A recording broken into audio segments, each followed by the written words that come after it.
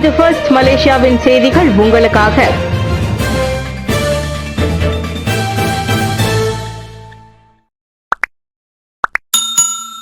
கெடாவில் சுஸ்மா சட்டத்தில் கைது செய்யப்பட்ட 11 வயது பெண் விடுவிப்பு. கெடாவில் சுஸ்மா சட்டத்தின் கீழ் கைது செய்யப்பட்ட 16 வயது சிறுமி விடுவிக்கப்பட்டுள்ளார். ஜனவரி 14ஆம் தேதி சித்ரா டோல் சாவடி அருகே போலீசார் தடுத்து நிறுத்திய வாகனத்திலிருந்து தனது தந்தை மற்றும் சிலரோடு அப்பெண் கைதாகினார். அந்த வாகனம் வெளிநாட்டு தொழிலாளர்களை கடத்த பயன்படுத்தப்பட்டதாக சந்தேகிக்கப்பட்டது. எனினும் மகளுக்கு அதற்கும் சம்பந்தம் இல்லை என ஒரு பயணியாகவே காரில் தந்தையுடன் சென்றதாகவும் கூறி அவரின் தாயார் மறுநாள் போலீசில் புகார் செய்தார். தடுத்து வைக்கப்பட்ட மகள் வாந்தி, தோல் ஒவ்வாமை போன்ற உடல்நல பிரச்சினைகளால் பாதிக்கப்பட்டும் மன உளைச்சலுக்கு ஆளாகியும் இருப்பதால் உடனடியாக அவரை விடுவிக்க வேண்டும் எனவும் அவர் கோரிக்கை விடுத்தார். மனித உரிமை அமைப்பான சுவாராமும் அப்பெண்ணின் உடனடி விடுதலையை வலியுறுத்தி குழந்தைகள் சட்டத்தின் கீழ் பாதுகாப்பு வழங்கப்பட வேண்டும் என தெரிவித்தது. உள்துறை அமைச்சர் ஸ்ரீ சைஃபுதீன் அசதியோன் இஸ்மாயிலும் இந்த வழக்கை ஆய்வு செய்வதாக கூறினார். இந்நிலையில் வெள்ளிக்கிழமை மகள் விடுவிக்கப்பட்டதை அவரின் தாயார் உறுதிப்படுத்தினார். பத்துமலை தைப்பூசத்துக்கு 2.5 மில்லியன் பேர் வருகை தரக்கூடும். இவ்வாண்டு பத்துமலை தைப்பூச திருவிழாவுக்கு 2.5 மில்லியனுக்கும் அதிகமானோர் வருகை தருவார்கள் என எதிர்பார்க்கப்படுகிறது. பக்தர்கள், உள்நாட்டு வெளிநாட்டு சுற்றுப்பயணிகள் மற்றும் பொது வருகையாளர்கள் ஆகியோரை அவ்வெண்ணிக்கை உட்படுத்தியுள்ளது. கடந்த ஆண்டு தைப்பூச வாரத்தில் 4 முதல் 7 நாட்களில் சுமார் 2.5 மில்லியன் பேர் பத்துமலைக்கு படையெடுத்தனர்.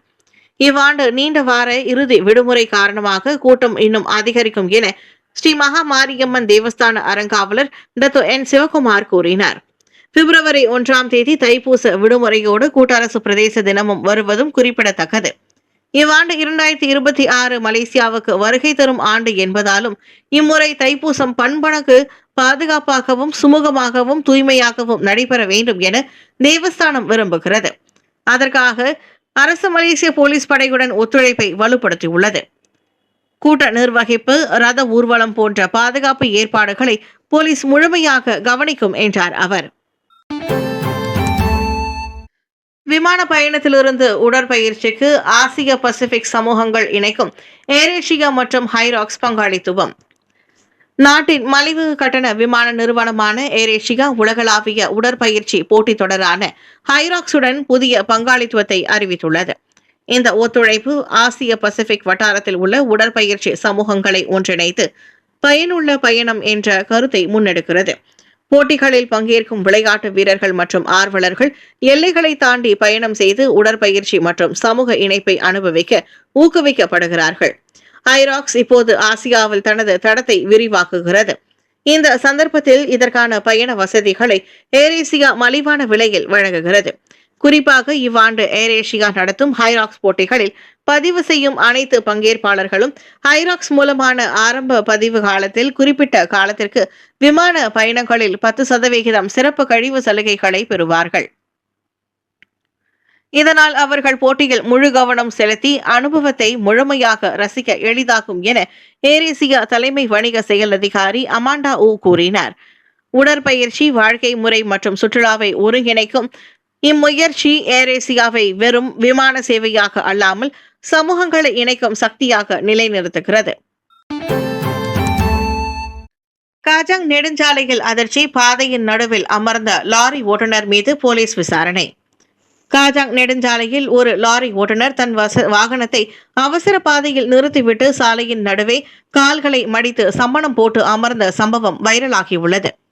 கையில் கைபேசியை வைத்துக் கொண்டு அவ்வாடவர் பாட்டுக்கு அமர்ந்திருந்ததும் அவரை மோதி விடாமல் இருக்க வாகனங்கள் ஒதுங்கி போவதும் வீடியோவில் தெரிகிறது. இதனால் வாகன நெரிசல் ஏற்பட்டதோடு பாதுகாப்புக்கும் பெரும் ஆபத்து ஏற்பட்டது. சமூக ஊடகங்களில் வீடியோ வைரலாக பரவியதால் போலீசார் உடனடியாக விசாரணையை தொடங்கினர். தகவல் தெரிந்தோர் விசாரணைக்கு உதவுமாறு காஜா போலீஸ் கேட்டுக்கொண்டது. பாத்தாங் பெனார் நிலையம் அருகே லோகோமோட்டிவ் தடம் புரண்டது. கிளான் பள்ளத்தாக்கில் KTM சேவைகள் பாதிப்பு. இன்று காலை நெகிரி செம்பிலான் பாத்தாங் பெனார் KITM நிலையம் அருகே லோகோமோட்டிவ் தடம் புரண்டதால் கிளான் பள்ளத்தாக்கில் KTM கம்யூட்டர் ரயில் சேவைகள் கடுமையாக பாதிக்கப்பட்டன. இச்சம்பவம் காரணமாக பத்துமலை புலாவ் செபாங் பாதையில் இயங்கும் ரயில்கள் பாத்தாங் பெனார் நிலையத்தில் நிற்காமல் இயக்கப்படுகின்றன. பயணிகளின் சிரமத்தை உணர்ந்து KTM நிறுவனம் நீலாய், பாதங்பினார் மற்றும் பாங்கி நிலையங்களில் ஷட்டில் பேருந்து சேவைகளை ஏற்பாடு செய்துள்ளது.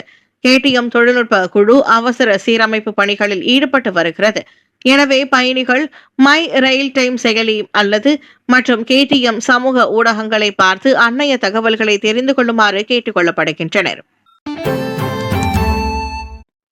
6 வயதில் முதலாம் வகுப்பு விருப்ப அடிப்படையிலேயே கவலைகளை விட நன்மைகளே அதிகம். அன்வார். 6 வயது குழந்தைகள் அடுத்த ஆண்டு முதல் விருப்பத்திற்கேற்ப முதல் வகுப்பில் சேருவதால் கிடைக்கும் நன்மைகள் சவால்களை விட அதிகமாகும். எனவே அதனை எதிர்மறையான கண்ணோட்டத்தில் பார்க்க வேண்டாம் என பிரதமர் ஸ்ரீ அன்வார் இப்ராஹிம் கேட்டுக் கொண்டுள்ளார். உலக நாடுகள் பலவற்றில் 6 வயதிலேயே பள்ளிக்கல்வி தொடங்குகிறது. மலேசியாவும் தற்போது அதே நடைமுறையை பின்பற்றவிருப்பதாக அவர் சொன்னார். 5 வயதில் பாலர் கல்வி தொடங்குவதால் குழந்தைகள் முதல் வகுப்பிற்கு தயாராகும் என்றார் அவர்.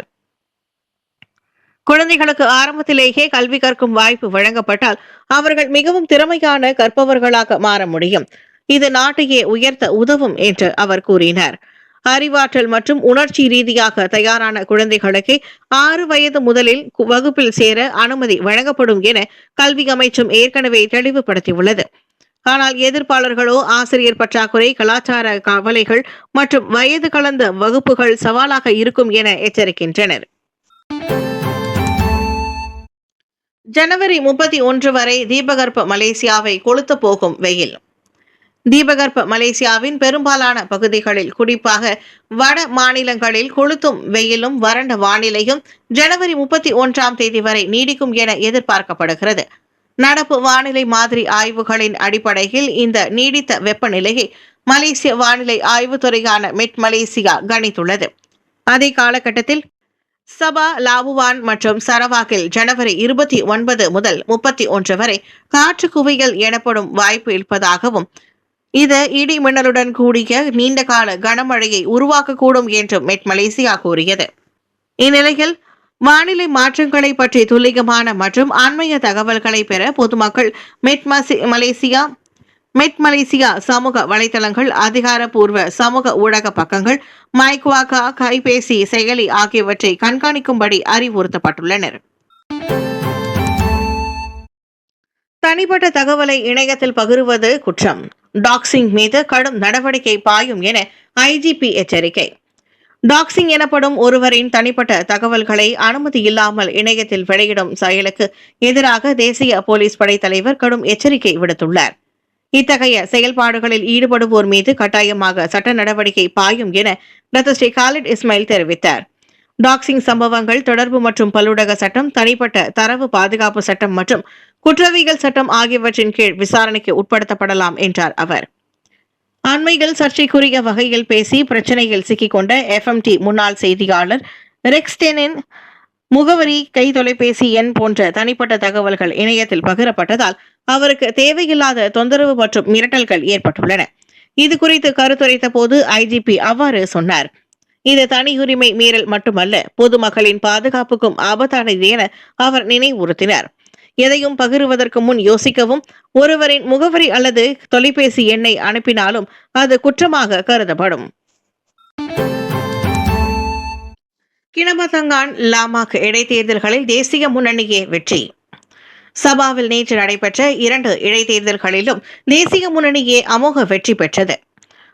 அம்னோ மூத்த அரசியல்வாதி டாக்டர் ஸ்ரீ புங் முக்தார் ராடின் டிசம்பரில் காலமானதை அடுத்து அவர் வசமிருந்த கினபதங்கான் நாடாளுமன்ற தொகுதிக்கும் லாமாக் சட்டமன்ற தொகுதிக்கும் இடைத்தேர்தல் நடத்தப்பட்டது.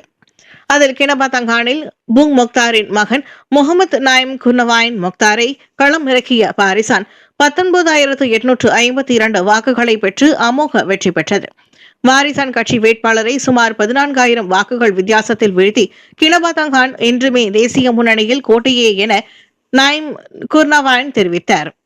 சுயேட்சை வேட்பாளர் 946 வாக்குகளை மட்டுமே பெற்று வைப்பு தொகை இழந்தார். இவ்வேளையில் லாமாக் சட்டமன்றத்தில் முகமது இஸ்மாயில் ஆயூப் 5000 வாக்குகள் பெரும்பான்மையில் தேசிய முன்னணி வெற்றியை தேடி தந்தார். அவருக்கு 7,269 வாக்குகளும், அவரை எதிர்த்து போட்டியிட்ட ஒரே வேட்பாளரான வாரிசான் கட்சியை சேர்ந்தவருக்கு 1,588 வாக்குகளும் கிடைத்தன.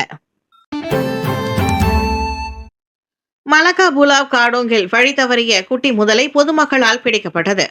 மலக்கா புலாவ் காடோங்கில் வழி தவறி வந்த குட்டி முதலை ஒன்றை பொதுமக்கள் துணிச்சலுடன் பிடித்தனர். குடியிருப்பு பகுதிக்கு அருகே அந்த முதலை காணப்பட்டதால் அப்பகுதி மக்கள் அச்சமடைந்தனர். சமூக ஊடகங்களில் வைரலான வீடியோவில் சிலர் எளிய கருவிகளை பயன்படுத்தி அந்த குட்டி முதலையை பாதுகாப்பாக பிடிப்பது தெரிகிறது. இச்சம்பவத்தில் யாருக்கும் காயம் ஏற்படவில்லை. பிடிக்கப்பட்ட குட்டி முதலை பின்னர் வனவிலங்கு அதிகாரிகளிடம் ஒப்படைக்கப்பட்டது. இயற்கை வாழ்விடங்களில் ஏற்பட்ட மாற்றம் அல்லது நீர்ப்பெருக்கு காரணமாக வனவிலங்குகள் குடியிருப்பு பகுதிகளுக்கு வரக்கூடும். எனவே இவ்வாறான சூழ்நிலைகளில் பொதுமக்கள் அதிகாரிகளுக்கு தகவல் அளிக்க வேண்டும் என்றும் அவர்களாகவே இந்நடவடிக்கையில் இறங்கிவிடக் கூடாது என்றும் அறிவுறுத்தப்பட்டுள்ளது. தஞ்சோங் குபாங் கடற்கரையில் மதுபோதையில் சண்டை, 9 பேர் கைது. ஜொஹோர் தஞ்சோங் குபாங் கடற்கரையில் நிகழ்ந்த வன்முறை சம்பவம் தொடர்பாக 9 பேர் கைது செய்யப்பட்டுள்ளனர். ஜனவரி 17ஆம் தேதி கடற்கரையில் மதுபானம் அருந்திய நிலையில் ஏற்பட்ட வாக்குவாதம் பின்னர் கைகலப்பாக மாறியதாக இஸ்கந்தார் புத்ரி போலீஸ் தலைவர் எம் குமரேசன் கூறினார். சென்னையில் உள்ளூர் நபர் ஒருவர் காயமடைந்து தலை, உடம்பு மற்றும் கையில் காயங்களுடன் ஜொஹூர் பாரு சுல்தானா அமீனா மருத்துவமனையில் சிகிச்சை பெற்றுள்ளார். இதனைத் தொடர்ந்து ஜனவரி 18 முதல் 20 வரை 22 முதல் 37 வயதுக்குட்பட்ட அந்த 9 சந்தேக நபர்கள் ஜொஹூர் பாரு வட்டாரத்தில் கைதாகினர். அவர்களில் 8 பேருக்கு பழைய குற்றப்பதிவுகள் இருப்பதாகவும் 4 கஞ்சா உட்கொண்டது பரிசோதனையில் கண்டறியப்பட்டதாகவும் போலீசார் தெரிவித்தனர். சம்பவம் தொடர்பான விசாரணைகள் தொடர்ந்து நடைபெற்று வருகின்றன. ஷா அலாம் புகிட் கெமுனியில் மாய்கா புத்ரி பிரிவின் தமிழ் கலாச்சார விழாவில் பொங்கல் கொண்டாட்டம். மாய்கா புத்ரி பிரிவின் தமிழ் கலாச்சார விழா நேற்று சனிக்கிழமை ஷா அலாம் காலை 8 மணிக்கு புகிட் கெமுனிங் ஸ்ரீ மகா காளியம்மன் கோவிலில் கோலாகலமாக நடைபெற்றது. பொங்கலின் ஆனந்தம், தமிழரின் பெருமிதம் என இரண்டும் ஒன்றாக கலந்து காலை 9 மணிக்கு பொங்கல் விழா தொடங்கியது. சிறப்பு விருந்தினர்களாக மாய்கா தேசிய தலைவர் தான் ஸ்ரீ எஸ். ஏ. விக்னேஸ்வரன் மற்றும் டத்தோ டி. மோகன் கலந்து கொண்டார். விழாவில் நூற்றுக்கணக்கானோர் கலந்து கொண்டு பாரம்பரிய உணர்வுடன் பொங்கல் கொண்டாடினர். ஜல்லிக்கட்டு பாரம்பரியத்தை நினைவூட்டும் நிகழ்வும் நடைபெற்றது. இசை நிகழ்ச்சி, நடன நிகழ்ச்சி, சிலம்பம் மற்றும் கரகாட்டம் போன்ற பாரம்பரிய கலைகள் பார்வையாளர்களை மகிழ்வித்தன. கண்டாங்கி சேலை கட்டும் பயிற்சி, ஒயிலாட்ட, நாட்டுப்புற நடன பயிற்சி, இலவச மருத்துவ பரிசோதனை, கல்வி வாய்ப்பு தகவல் மையம், விற்பனை சந்தை என விழாவை களை கட்டியது.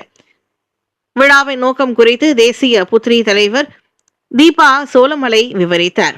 கடைசி நேரத்திலும் நிகழ்ச்சி நடைபெற்ற ஒத்துழைத்து அனைவருக்கும் தகவல் பிரிவு தலைவர் பிரமிளா அரசு நன்றி தெரிவித்தார்.